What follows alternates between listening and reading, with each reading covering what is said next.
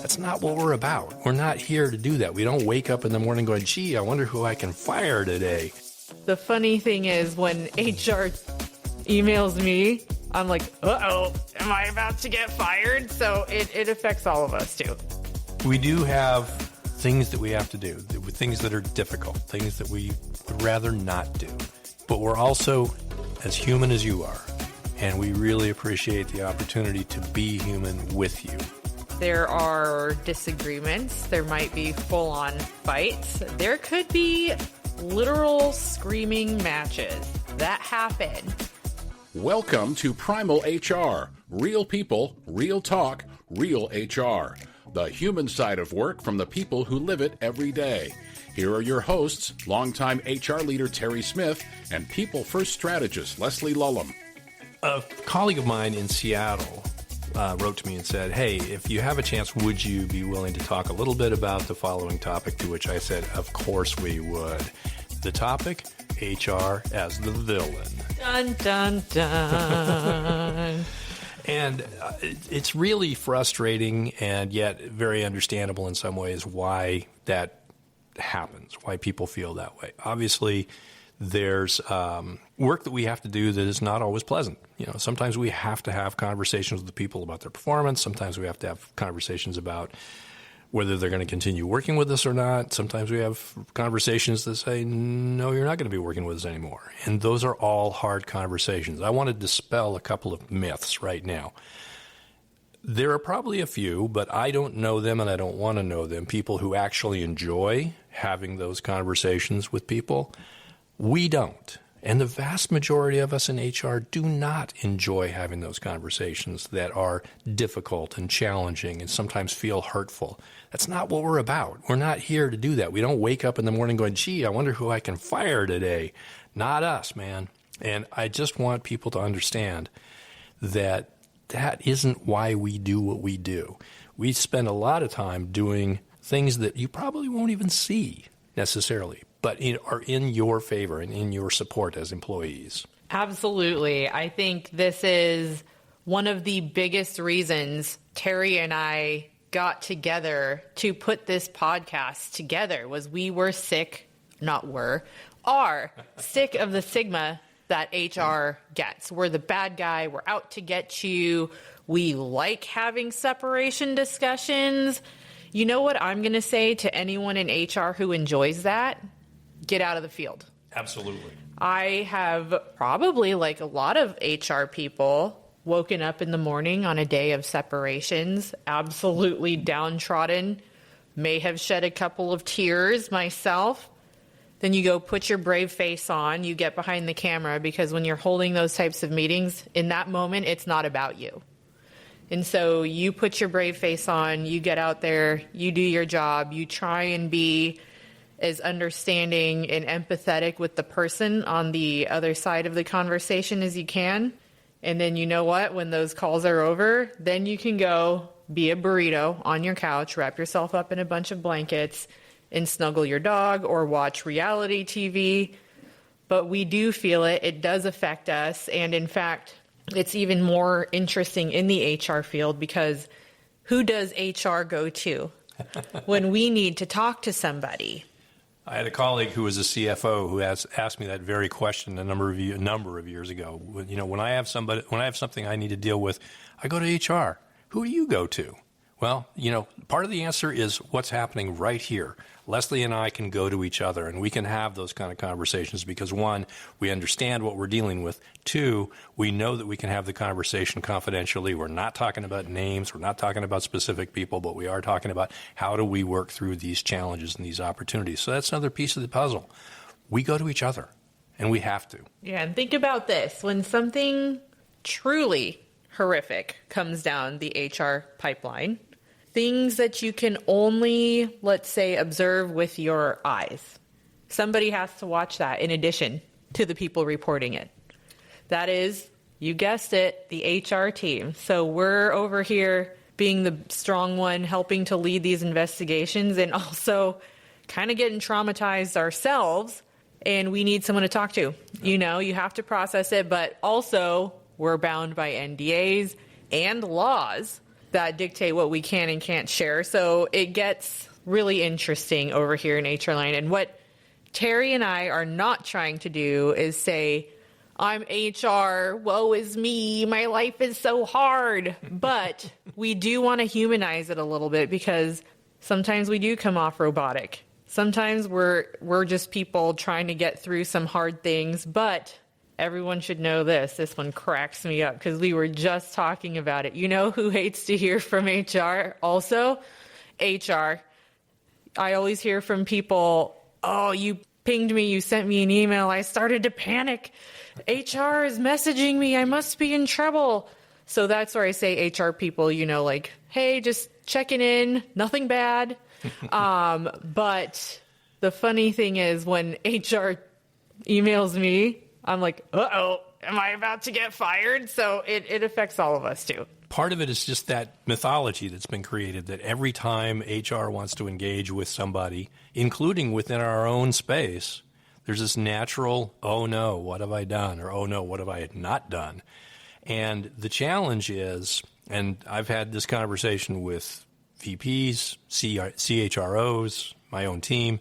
Look, it's not always that way. In fact, we try very hard not to emphasize those difficult conversations.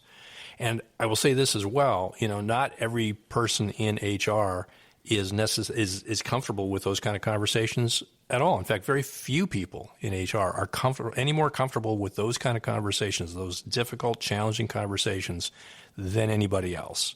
It's simply a matter that we have to do it because it's part of our charge. It's part of our remit to have to do some of these things. It does not mean we're the villains. It does not mean we like doing this. We're not evil, despite what Scott Adams might say.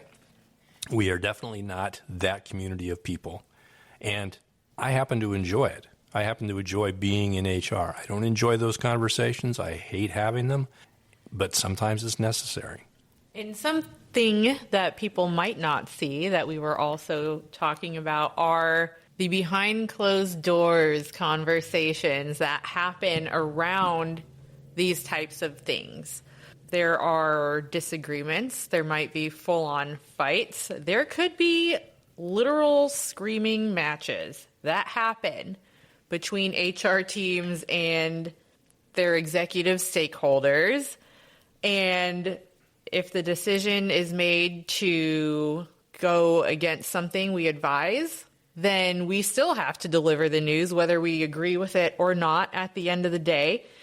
So something to keep in mind. I don't know about you, Terry, but I'm going to make a wild assumption here that is not so wild, that there were many fights you had on behalf of employees that they don't even have wind of happening. Because you also can't go around telling everyone, I fought for you. Maybe in some cases you can. And you know what? When you do get to have those moments, it feels real good. But it's not something we can broadcast. Yeah, very true. And you're right, Leslie. I've had more than my fair share of those kind of conversations. And it's important to know, too, that we are just as beholden to the executive leaders as you are. And that doesn't change. We don't, just because we're in a role that we're in, doesn't mean that we still don't have to report to those folks. And to Leslie's point a moment ago, sometimes we will wrangle with leaders. We will, push back, and we will do everything we can to support what needs to happen for the employees. And we get, let's face it, overruled. Okay? And that happens. Again, we're not here saying, oh, let's do this. Let's terminate that person. Let's lay off a whole bunch of people. That's not what we do. We advise the best possible ways to execute those kinds of things if we can. And then if we wind up getting overridden, well, then we have to deal with that too. And sometimes that's even more difficult because we know in our heart of hearts that we've given the right advice, and the executive leader that we're dealing with simply says, nope, we're going to do it my way. Okay, well, and we have to do it. Sometimes the old adage, FAFO, comes out in the HR world where we're like, I told you don't do that. The C-suite gets blowback, and you're like, told you. Do we say that? No. We just advise them back through it. But Well, I might have said it once or twice. yes, you did. I thought it very loudly a couple times. One thing, though, so we're talking about HR and like, don't shoot the messenger. It's our job. We do it. We signed up for this job, so we do it because we love people and we want to make a difference. That said, the flip side of the coin is quite possibly hilarious. So let's say we're doing HR. We're doing all the hard things. We're having hard conversations. We're butting heads with our executive team, or maybe not, which is lovely when everyone's all aligned. And then we get to plan a party. We get the glorious moment of doing something fun that's going to light up people's days. And then we get crap for that too. They're like, what do we do? Just sit around and plan parties all day? No, I wish. That would be so much fun. So we're the bad guys because we deliver bad news and we make policies. And no one's always excited about a policy. I mean, I don't get that excited about writing them either. And then we get to do something fun. We're like, yay, the employees are going to love this. And they're like, what are you doing? Just planning parties? Like, where is the middle ground? I had a wonderful experience I got to share it. When the company I was working with at the time was celebrating, having had a fantastic quarter, right around the time that one of the Star Wars movies came out. I can't remember which one, but we had some cash available, so we took the entire staff to the Star Wars movie. Did an afternoon event where people could take off from work, bring their kids. I mean, we did that, and that was incredible, partly because we had a lot of folks that just happened to be Star Wars fans in the company. We knew that. The movie was there. It was happening. It had only been out for maybe a week or two, so it was still very fresh. And we had this great opportunity to do something really, really cool. And it was so much fun, especially to see not only our employees, but their spouses, their kids. And we just kind of left it open. If you want to bring your kids, great. If you've got your kids have a little friend that wants to come along, they can come too. I mean, we really pulled out the stops on that one, and it was so worth it. I love that so much. It was great. I also love Star Wars. Okay, fair enough. So do I. It's a good one. There was a great moment in the movie. It's too long to tell now, but just know that there are times when we get to do things that are fun. And by the way, I've run into this, right? The cynical person that says, oh, right, a pizza party, great, another pizza party, wonderful. Okay, maybe you're not so happy about it, but, there are going to be some people who are happy about it. And there are going to be people who appreciate the fact that we took the time to figure out, who is a vegetarian. So we make sure that we bring, vegetarian pizzas to the party or, I mean, we stop and think about those things, right? And people say, well, gee, you have to make all these concessions for all these different people. Yeah, maybe you do. So what? It's a good thing to do. We want people to enjoy themselves. Yeah. And if you can't have gluten and cheese and all of that, then we're going to make sure you have something to eat. Exactly. And a good time. And if you're a remote employee, we'll send you a certificate so that you can have lunch on us. We actually, at one of my previous companies, found this pizza company, called Pizza Time, I believe. I'll look it up and we'll put the link in the show notes. This is not sponsored, but this was in, pandemic era. Everyone's working from home. We wanted to have a pizza party. Okay, we wanted to have a pizza party. Sue me. And so we were trying to figure out, how do you get pizzas to employees in 35 states? That is logistics, my friend.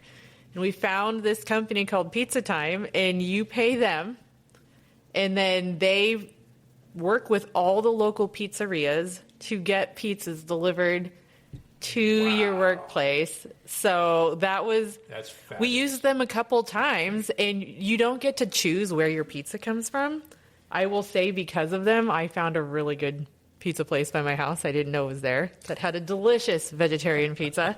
So I am looking it up right now. I will definitely hit that. We do have things that we have to do, things that are difficult, things that we would rather not do.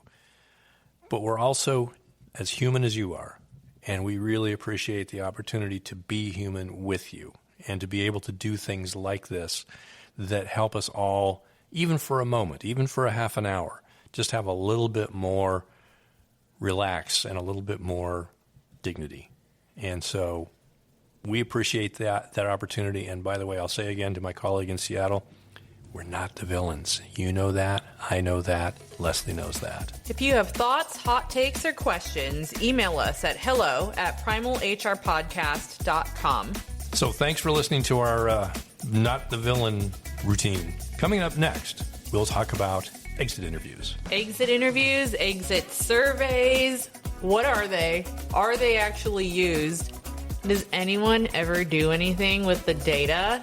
You've been listening to Primal HR. Follow us wherever you get your podcasts. Join the conversation on LinkedIn, Instagram, and Facebook at Primal HR Podcast. Show notes and more at primalhrpodcast.com. Got a topic or want to join us on the show? Reach out. Our email is hello@primalhrpodcast.com. We'll see you next time.